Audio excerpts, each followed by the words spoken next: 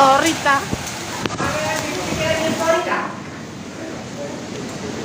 Malah mbok viral apa piye iki? Umi. Wah.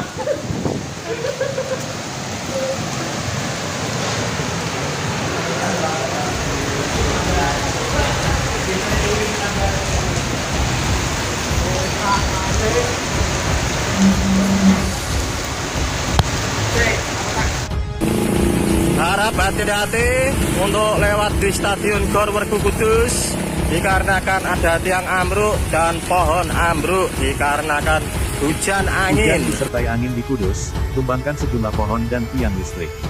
Hujan dengan intensitas curah tinggi melanda sejumlah wilayah di Kabupaten Kudus.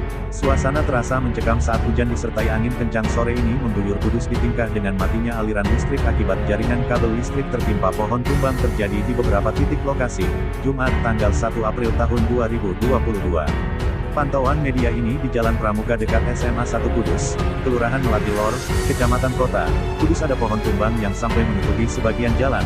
Kasih Kedaruratan dan Logistik Badan Penanggulangan Bencana Daerah BPBD Kudus, Alvin mengkonfirmasi kejadian yang tersebar. Menurutnya, bukan hanya di dua titik lokasi itu saja pohon tumbang, namun ada juga pohon tumbang di dekat kantor Dinas Pekerjaan Umum dan Penataan Ruang PUPR Kabupaten Kudus. Tepatnya di Desa Rendeng, Kecamatan Kota, Kudus, ia memang benar ada pohon tumbang.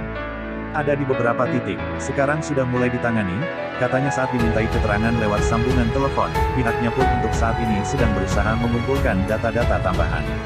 Baik itu korban hingga kerugian yang ditaksir akibat kejadian sore ini.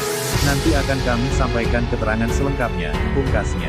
Sementara petugas dari Dinas Perumahan Kawasan Pemukiman dan Lingkungan Hidup PKPLH Kabupaten Kudus masih sibuk membersihkan pohon tumbang. Tepatnya di sekitar wilayah Gor. Alhasil, lalu lintas pun mulai kembali normal.